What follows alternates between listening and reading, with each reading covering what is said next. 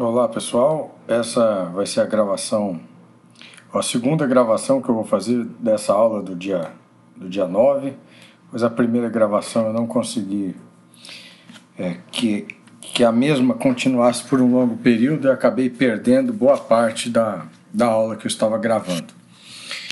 Então aqui é o seguinte, gente, nessa aula do dia 9, a gente vai tratar da composição química de alimentos, né? Eu coloquei aqui embaixo no Moodle os links para o conteúdo dessa aula e a gente vai começar então visualizando um arquivo em PDF.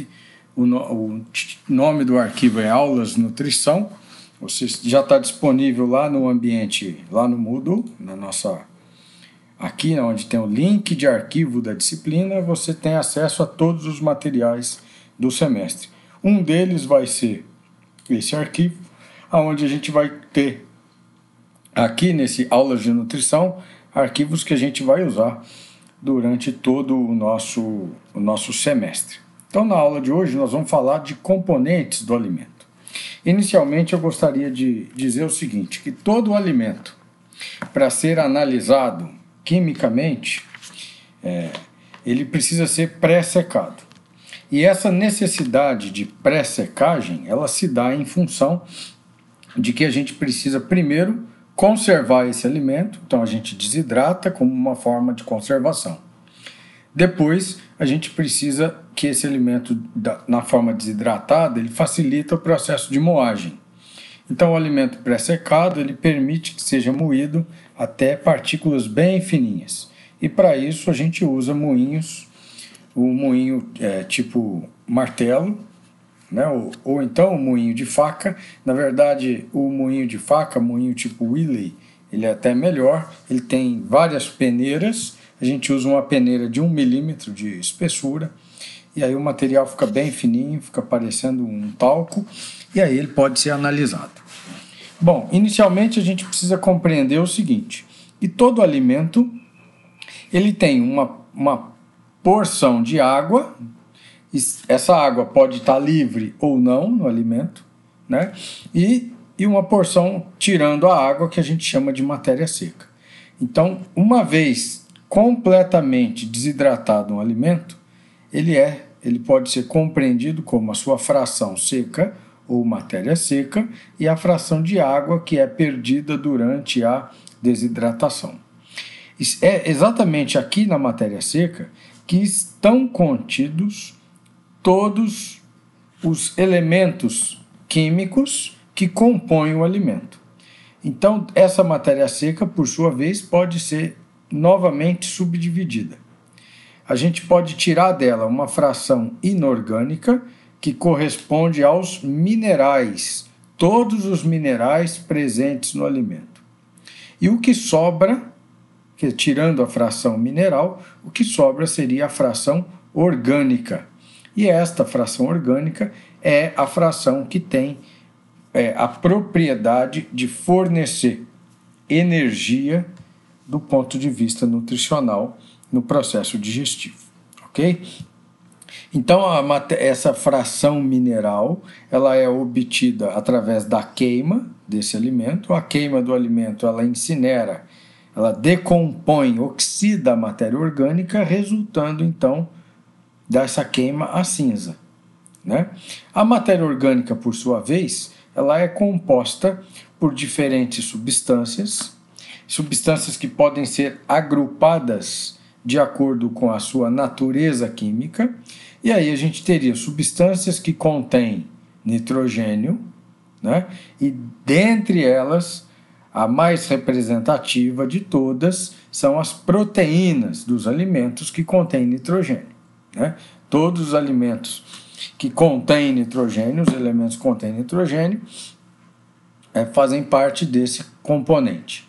A gente tem um componente carboidrato, onde esse carboidrato ele pode depois ser subdividido em carboidratos fibrosos e não fibrosos, a gente já vai discutir isso.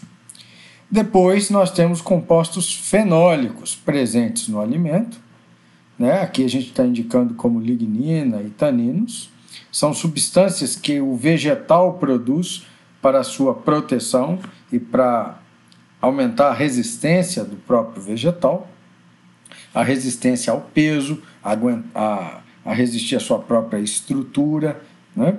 E a gente tem os lipídios. Os lipídios são um conjunto de substâncias que são solúveis em solventes orgânicos, não são solúveis em água, né? E depois nós temos as vitaminas. Dentro do grupo das vitaminas, uma parte delas a gente sabe que ela é solúvel em óleos, então são lipossolúveis, né? E uma parte delas são hidrossolúveis, são solúveis em água, a gente já vai discutir isso. Então, num primeiro estágio, vamos imaginar que nessa figura, a gente está vindo aqui até onde está a mãozinha, a gente tem o alimento dividido em matéria seca e água. A matéria seca sendo subdividida em matéria inorgânica e matéria orgânica. Por sua vez, a matéria orgânica pode ser dividida em compostos nitrogenados, carboidratos totais, compostos fenólicos, lipídios e vitaminas. Ok? Então, essa seria uma primeira compreensão da subdivisão ou da análise centesimal, quer dizer, dos percentuais com que cada grupo de nutrientes estão distribuídos no alimento. Agora, a gente vai olhar para um texto, esse texto chamado Composição de Alimentos, onde a gente vai falar de uma metodologia, a metodologia chamada de Wende, proposta em 1864, lá na Alemanha, na Estação Experimental de Wende, onde essas frações foram inicialmente propostas e analisadas. Então, a matéria seca, a gente já falou que é exatamente a retirada ou a desidratação do alimento para posterior moagem e análise, né? Cabe lembrar aqui que esse processo de desidratação, para a obtenção da matéria seca, ele deve acontecer em duas etapas. Uma primeira etapa, onde é feita uma pré-secagem a 55 graus Celsius, não mais do que isso, por 48 horas. Às vezes, dependendo do material, 24 horas é possível já obter um peso constante. Então, a essa temperatura, ainda não há alterações marcantes na composição química do alimento, principalmente envolvendo reações entre carboidratos e proteínas.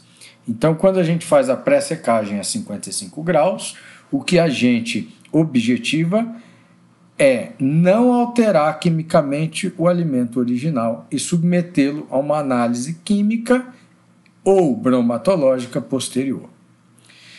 Uma vez pré-secado a 55 graus, uma pequena amostra pode ser levada à estufa a 105 graus por 4 horas para se medir a água residual que ainda tem nessa amostra. Mas essa amostra que foi seca a 105 graus, ela só tem essa finalidade, a gente não vai utilizá-la para nenhuma outra determinação. Aí a gente tem as frações, chamadas frações bromatológicas, porque são frações que agrupam grupo de substâncias diferentes, aonde a gente teve a definição lá em Wende das frações de proteína bruta, representada com a letra PB maiúsculo, extrato etéreo como EE, seriam todos os componentes solúveis em éter, a fração da fibra bruta, que é a estimativa da parede celular vegetal, dos componentes presentes na parede celular do vegetal, a matéria mineral, que é resultado da queima, ou seja, são os minerais, a cinza que sobra, quer dizer, todos os outros componentes orgânicos são oxidados, né, nessa combustão. E, por fim, se você subtrair da matéria seca, tirar proteína, extrato etéreo, fibra e matéria mineral, o que sobra é o extrativo não nitrogenado, que nada mais seria do que o amido e açúcares solúveis que estão presentes no alimento. Então, o extrativo não nitrogenado seria uma fração de carboidrato, mas não os carboidratos que compõem a parede celular, não os carboidratos fibrosos. Os carboidratos não fibrosos estariam aqui. Então, a partir desse momento, a gente vai, na sequência, explicando essas frações para fechar, então, a compreensão de tudo. Inicialmente aqui tem algumas considerações sobre a determinação da matéria seca, aonde essa secagem a 105 graus, aqui você pode considerar 4 horas, tá? Ela se dá na segunda matéria seca, na segunda determinação, aquela secagem final que tira a água residuária, e a primeira pré-secagem ela é feita a 55 graus. Esse 65 graus já é uma temperatura aonde começa a haver reações de complexação entre carboidratos e proteínas. Então, recomendo que você considere aqui 55 graus por 48 horas. Ok? Aí, a determinação da fração extrato etéreo, para a gente falar dela, inicialmente ele traz aqui um esquema.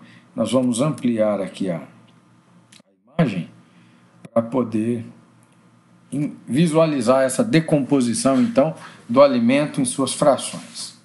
Então, o alimento, de maneira geral, aqui eu estou representando o alimento de maneira geral, ele pode ser dividido numa fração de matéria seca e água. Esta matéria seca, ela contém elementos inorgânicos e elementos orgânicos. A fração orgânica da matéria seca pode ser, então, novamente subdividida em compostos que contêm nitrogênio e compostos que não contêm nitrogênio. Dentre os compostos que contêm nitrogênio, as proteínas são os principais. Aqui nos compostos que não contêm nitrogênio, a gente tem a fração que é solúvel em éter, portanto chamada de extrato etéreo, e a fração insolúvel, então em éter, que seriam os carboidratos. Os carboidratos, por sua vez, então podem ser divididos em carboidratos que fazem parte da parede celular vegetal e carboidratos que não fazem parte da parede celular vegetal. Aqui a gente teria os amidos e açúcares solúveis, e aqui a gente teria a celulose e a hemicelulose. Ok? Então esse esquema ele é bastante didático para a gente compreender como que esse alimento pode estar ou deve ser constituído, pode estar sendo constituído, e a nossa investigação química e bromatológica ela vai seguir então essa modalidade de investigação. Então, diminuindo aqui, voltando ao extrato etéreo. O extrato etéreo ele é determinado com a lavagem da amostra com solvente orgânico, no caso o éter. Então, todas as frações do alimento que forem solúveis em éter vai fazer parte, então, desse extrato etéreo. Então, a gente tem os lipídios, a gente tem alguns pigmentos vegetais, como carotenoides, e a gente tem as vitaminas lipossolúveis. Então, dependendo do tipo de alimento que está sendo analisado, nem todo o extrato etéreo é composto apenas por lipídio. Pode existir uma fração de outro componente que seja solúvel em éter também. É uma fração rica em energia, a gente já viu e discutiu isso na sala de aula, que os lipídios eles são mais energéticos do que carboidratos e proteínas. Em média, isso dá 2,25 vezes mais energia. E a superestimativa em alimentos ricos em ceras e pigmentos, porque ceras e pigmentos também são solúveis em alguns pigmentos, clorofila, xantrofila e outros, são solúveis em éter e eles vão ser retirados, então, na fração extrato etéreo, mas, na verdade, eles podem não ter valor nutricional. Então, ele está sendo considerado na fração, mas nutricionalmente ele não tem esse papel energético. Então, a gente tem que ter essa lembrança que, dependendo do que é analisado, nem todo alimento, nem todo o extrato etéreo do alimento é composto por lipídio. Aí vem a fração da proteína bruta. Como já dissemos em sala de aula, toda proteína ela é constituída por aminoácidos ligados entre si, e essa ligação química é chamada de ligação peptídica. A gente precisa lembrar também, lá da bioquímica, que uma proteína, para ser constituída, ela tem no mínimo 20 ou mais aminoácidos. Então, sequências menores do que 20 aminoácidos ligados entre si não se configuram numa proteína propriamente dita. São peptídeos. E aí, a gente pode ter inúmeros tamanhos de peptídeos presentes no metabolismo ou até mesmo nos alimentos. Então, a proteína, geralmente as proteínas são maiores, né? E a quantidade e a combinação dos aminoácidos na proteína determina o tipo de proteína que a gente está falando. Então, o que a gente precisa considerar é que toda proteína ela tem aminoácido, e o aminoácido tem um radical NH2, um radical amina na sua composição. Então, o aminoácido tem nitrogênio. Em média, em todas as proteínas, a gente tem 16% do peso da molécula da proteína sendo representado como peso molecular de nitrogênio nessa proteína. Então, se você dividir 100%, que é o peso de uma proteína, por 16%, que é a porcentagem de nitrogênio nessa proteína, você tem um fator de 6,25. Ou seja, se você quantificar a quantidade de nitrogênio presente num alimento e multiplicar por 6,25, você vai ter aproximadamente a quantidade de proteína nesse alimento, né? Então, essa metodologia da proteína bruta, na verdade, ela não mede a proteína diretamente. Ela é uma metodologia que quantifica o nitrogênio do alimento, multiplica esse nitrogênio por 6,25 para estimar a quantidade de proteína, né? A gente precisa lembrar que nem todos os alimentos contêm a mesma quantidade de proteína, e nem todos os alimentos contêm apenas nitrogênio dentro de aminoácidos, ou nas proteínas, chamadas proteínas verdadeiras.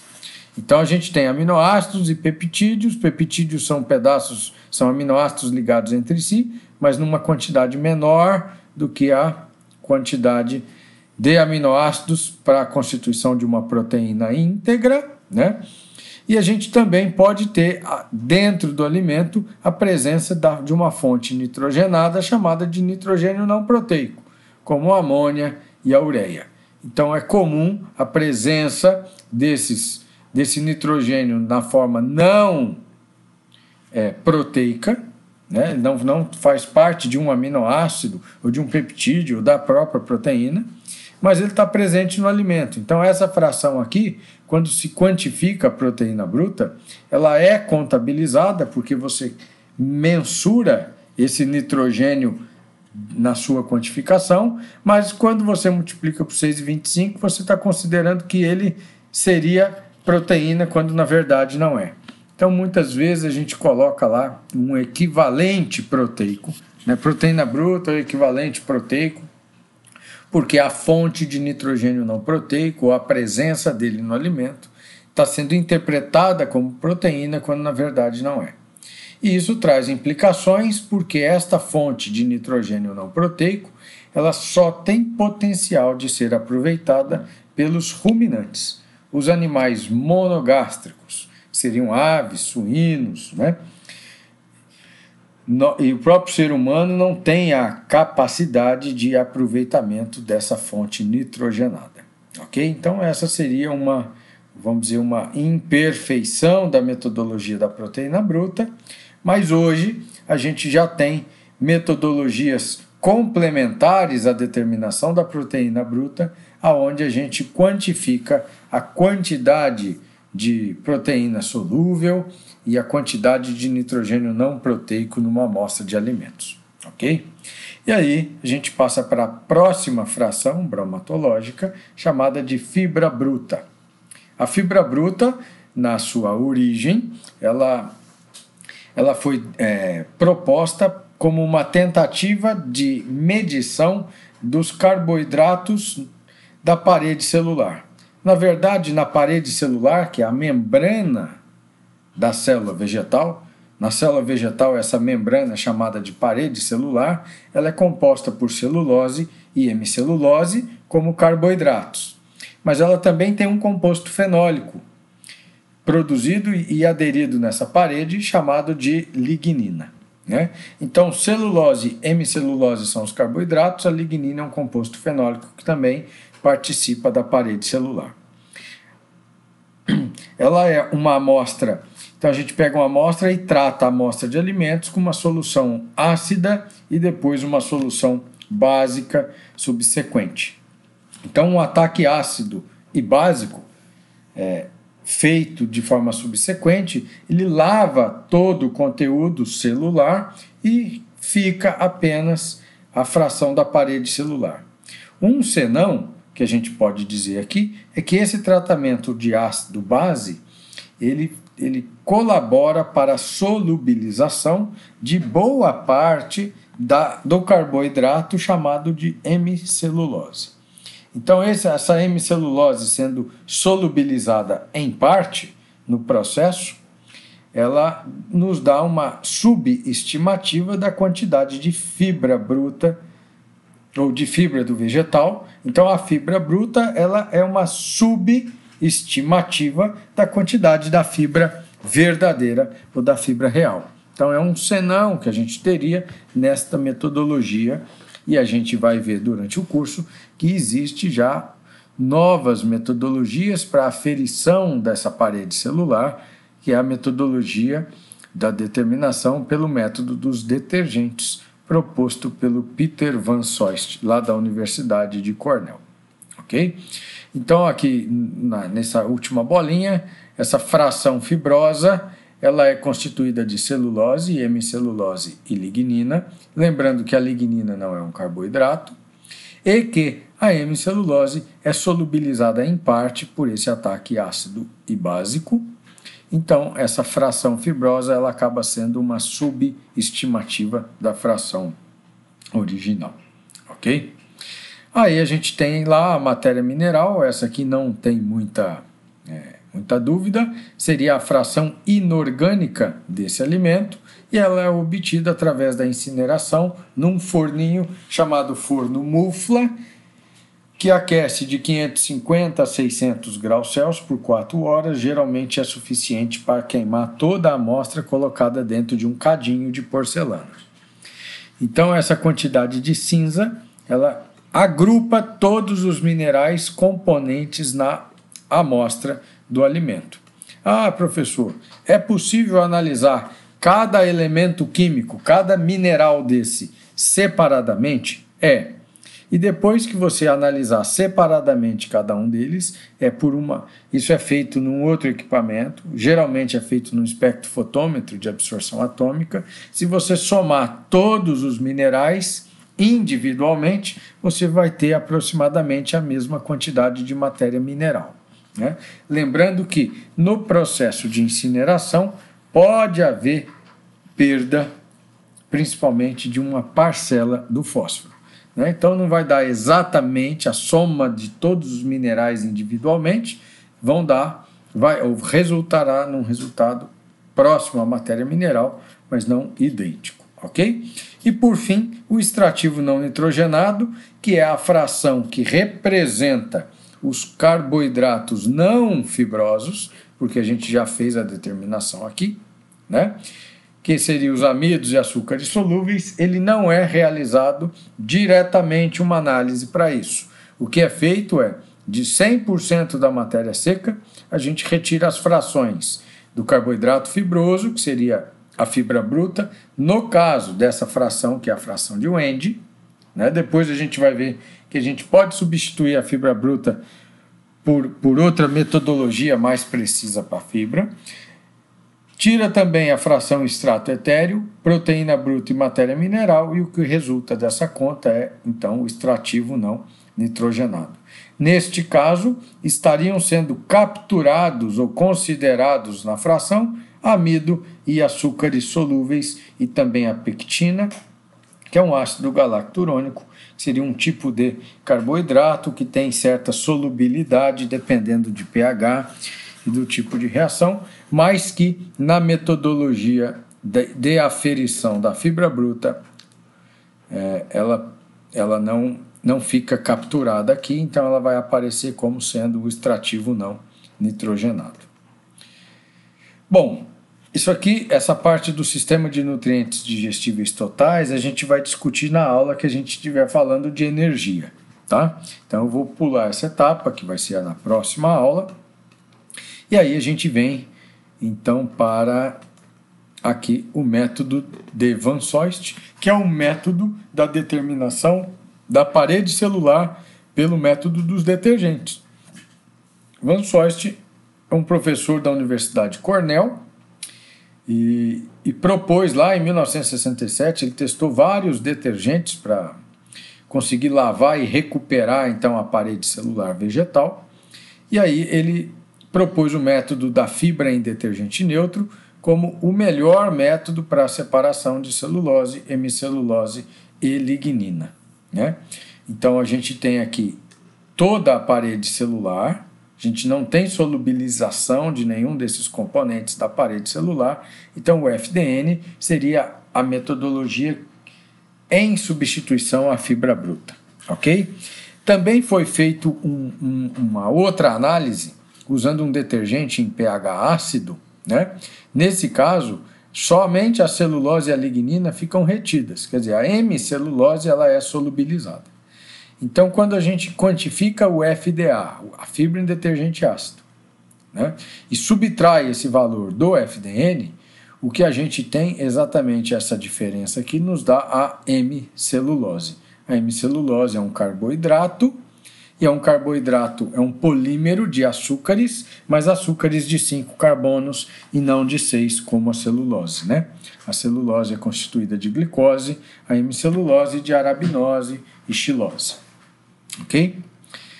Então, FDN menos FDA, a gente tem a hemicelulose, né? E o resíduo do FDA, tratado com permanganato de potássio ou ácido sulfúrico, nos permite estimar, então, o que a gente chama de lignina. A lignina é a fração residual do ataque ácido altamente concentrado, né, desse material do FDA. Então seria a celulose e a lignina sendo reagida no ácido sulfúrico, o ácido sulfúrico solubiliza a celulose e o que sobra então é a lignina.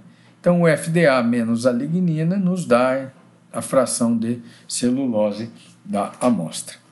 Estas frações, vou voltar aqui para o começo dessa página, essas frações, proteína bruta, extrato etéreo, fibra bruta, extrativo não nitrogenado e matéria mineral, são as frações que a gente chama de método de análise bromatológico de Wende. Então, as frações de Wende normalmente são as frações mais utilizadas, mais analisadas na análise de alimentos, né? Aí depois, como elas agrupam grupos de substâncias, são chamados de frações bromatológicas, né? Então essas são as análises clássicas comumente feitas e visam obter informações dos alimentos de maneira geral, ok? E aí depois você pode estudar em separado quais são os minerais componentes aqui da fração mineral, aí você iria para um outro conjunto, uma outra metodologia, e seriam metodologias específicas para cada um dos minerais. Então a gente já estaria falando de análises químicas, propriamente dita. Então quando você lê lá num TCC de um colega, será realizado ou foi realizada análise química e bromatológica, significa que ele fez a análise de elementos puros, como cálcio, fósforo, potássio, né, elementos isolados, e fez determinações das frações de alguma dessas frações de Wende. Então, com essa explanação, Vamos voltar aqui no Moodle. Nessa aula onde a gente fala da composição química dos alimentos, o que a gente precisa ter em mente neste momento do curso é exatamente essa possibilidade analítica e que é bastante utilizada. Ok? E para ilustrar, se alguém quiser saber qual é a bibliografia que eu posso consultar esse assunto. Esse livro, Análise de Alimentos, Métodos Químicos e Biológicos, aqui lá da Universidade Federal de Viçosa. Esse livro é do Dirceu Jorge Silva e Augusto César de Queiroz. É um livro excelente, ele é usado como referência em todos os laboratórios que fazem análise de alimentos, eles têm essa referência aqui. Ele tem à disposição na biblioteca. Lá no laboratório onde eu fico, a gente tem cópia desse livro, a gente tem a terceira edição, que foi a última, que é essa que está aparecendo aqui na página, e a gente tem a edição passada, onde a gente pode comparar algumas modificações em termos de metodologias. Então, quem tiver curiosidade em se aprofundar nesse assunto, pode ir atrás dessa bibliografia, né? Até porque na aula do dia 15, né, a gente vai tratar das noções sobre a determinação dos nutrientes. Eu falei rapidamente alguma coisa sobre isso, e na aula do dia 15 nós vamos aprofundar um pouquinho mais neste tema. Então, aguardo vocês até a próxima aula. Muito obrigado, um grande abraço a todos.